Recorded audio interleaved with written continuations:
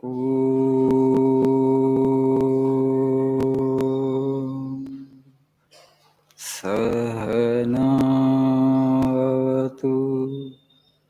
सहनौ भुनक्तु सह वीर्यं करवावहै तेजस्विनावधीतमस्तु मा विद्विषावहै।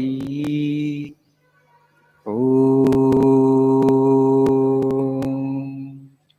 शान्ति शान्ति शान्तिः। ॐ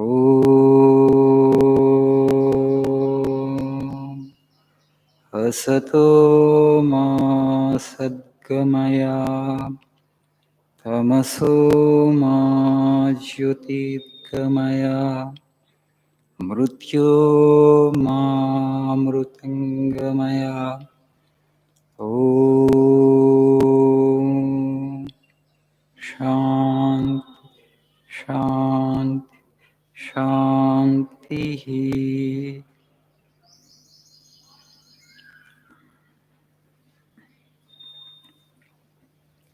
Good morning.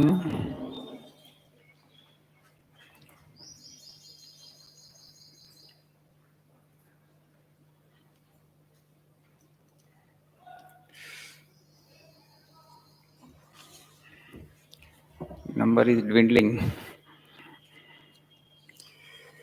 So probably I think we are not able to satisfy your expectations or what? Are you happy? Learning is going on well? Very good.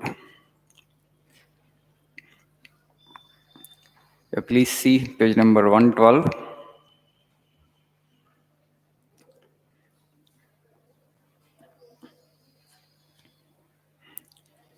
The last quote in the page. The uplift of the women, the awakening of the masses must come first, and then only can any real good come about for the country, for India.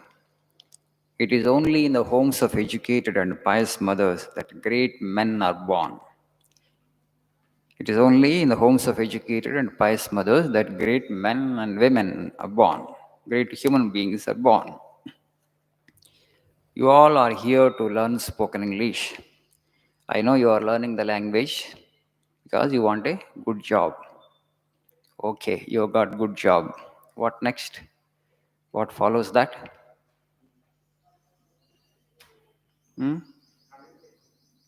Hello? What follows next? What follows job? Marriage, right? Right. Anybody wants to become like me? Anybody wish to become like me? Okay. If you want to become like me, then this message is not for those people. Okay.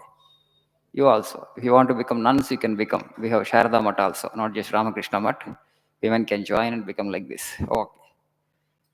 You are here to learn language. Language is to get a good job. Okay, you got good job. And then marriage you will go for. After marriage, what next? What follows marriage? Yes, children, family. Right. So, all this we do only with the intention of enhancing our happiness. Yes. Anything that we do in life, whether it is marriage, our children, our job, our money, our power, all we do only for the purpose of enhancing our happiness. That is the only goal. But it doesn't happen most of the times. You want to enhance your happiness, you want to increase your happiness, sometimes actually the reverse will happen. Okay. So you marry and then you will have children. There you stop. What kind of children you want? You can choose, right? Vivekananda, suppose a person like Vivekananda was born in your family, would be proud of the child or not? Right? And no, Swamiji is telling the secret of his birth here. In his own words, Vivekananda's own words. He says, how I was born, he was telling, my father and mother fasted and prayed for years and years so that I would be born. మా అమ్మ నాన్న దైవ ప్రార్థన చేసి కొన్ని సంవత్సరాలు నన్ను కన్నారంట. They pray for every child before he is born. భారతదేశంలో బిడ్డలు పుట్టే ముందు తల్లిదండ్రులు మంచి బిడ్డల కోసం ప్రార్థన చేస్తారు. Says our great law giver Manu, giving the definition of an Aryan. He is the Aryan who is born through prayer. భారతదేశానికి ఇంకో పేరుంది, ఆర్యావర్తం. India is also called Aryavarta, the land of Aryans. Who is an Aryan? A child, an individual who is born of prayer is an Aryan. ప్రార్థనతో పుట్టినవాడు ఆర్యుడు.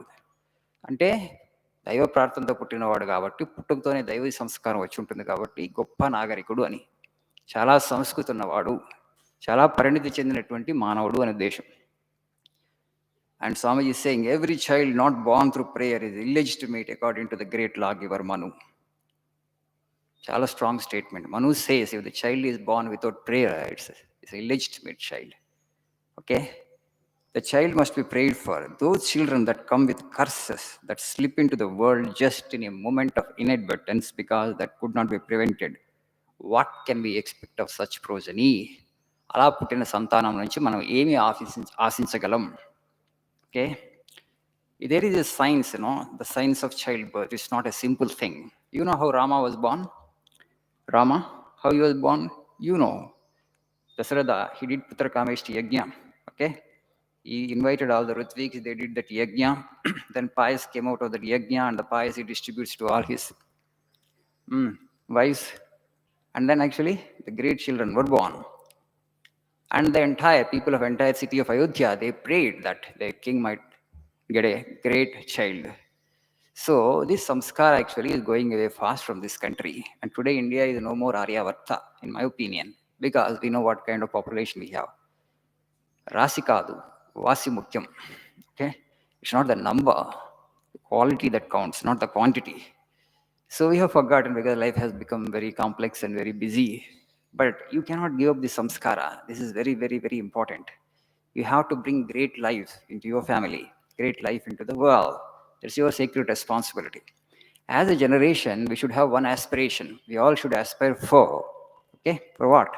To bring a better generation into the world. The next generation should be better than what we are in terms of character, in terms of integrity, in terms of their personality. So that aspiration we should have. Now today in India, our parents really are really great. They sacrifice their lives for the sake of children. You just see, as soon as the child becomes 3-year-old or 4-year-old, the parents will be thinking, what is the best school for my child? Right? Best school. They want to give best education to their child. Whole life they sacrifice for the sake of children. Children have grown up, they had children, but still actually parents, 60, 70 years, grandparents, they worry about grandchildren. Nowhere else you will find this kind of family structure except in India. That much of sacrifice you see, you find from our parents. But the thing is, the parenting doesn't begin after the child is born. Parenting begins even before the conception. And particularly when the child is in the womb of the mother, how mother conducts herself, what kind of thoughts she generates, what kind of emotion she generates, that impacts the child significantly. If she is under stress, if she is under anxiety, if she generates negative thought, negative emotion like hatred, fear, jealousy, envy, all that impacts the child negatively. Almost irreversible. Afterwards, you cannot reverse it subsequently after the child comes into the world. That's how Duryodhana was born. Otherwise, Gandhari was a great woman. She was Mahapativrata. Like Kunti, she also would have had extraordinary children. But for one mistake of her, she had entertained this negative emotion called jealousy when she was carrying. When she had children in her womb, she generated this negative emotion called jealousy because she felt jealous of Kunti and she had these wicked children. Okay? As soon as Duryodhana was born, Vidura, Bhishma, and other people advised Dhritarashtra, abandon this child. Because they were all astrologers came. They told, abandon this child. This child actually will ruin the clan. Okay, because of this, whole clan would get destroyed. So abandon one child and save the clan, they say, Kuru clan. But Dhritarashtra, out of his affection for the child, he did not abandon him. Then what happened thereafter, you know, right? Kurukshetra war, fratricidal holocaust took place. And all the kings in the country died. That was a great battle. Mahabharata happened because of one wicked man, that was Duryodhana. How he was born? Because of mother's jealousy, because she was not alert. Gandhari was not a woman of jealousy. It was only passing emotion for her. Just came and left her.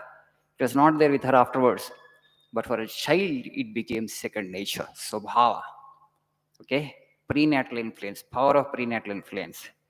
So it's very important that the mothers conduct themselves responsibly when they are expectant mothers, when they are carrying children in their wombs. And they need all the support from the entire family, particularly from husbands.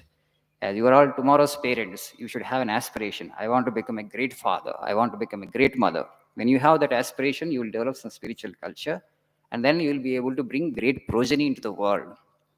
Okay, see that actually the child is born great. Afterwards, subsequent interventions like training, putting the child in the best school, all secondary. Must be born right.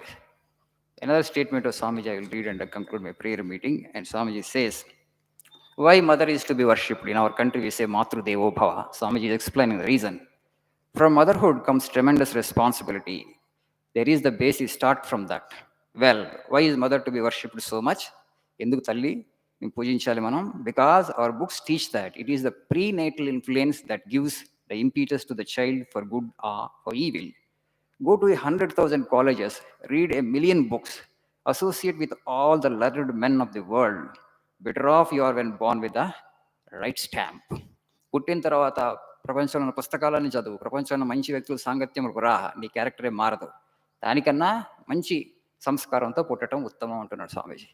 తల్లిదండ్రులు కనుక ప్రార్థన చేసి తపస్సు చేసి కంటే పుట్టుకతోనే దైవీ సంస్కారంతో బిడ్డ పుడతాడు కాబట్టి తర్వాత సమాజంలోని చెడు ఆ బిడ్డని ప్రభావితం చేయలేదు. ఆ బిడ్డ మహనీయుడిగానే ఎదుగుతాడు. So this is a sacred responsibility you have on your shoulders as you will be bringing the next generation. Be careful, be alert, have the aspiration that I want to become a great father, I want to become a great mother. Thank you. Nice day, man.